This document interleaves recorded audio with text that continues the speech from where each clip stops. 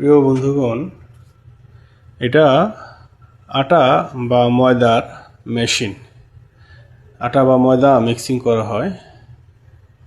দেখতে পাচ্ছেন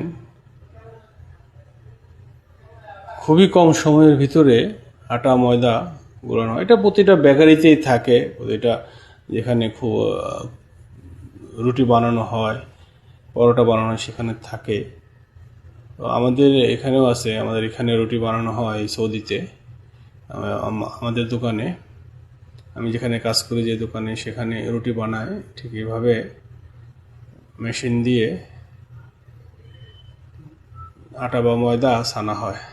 দেখুন কত অল্প সময়ের ভিতরে ময়দা বানানো হয়ে গেল।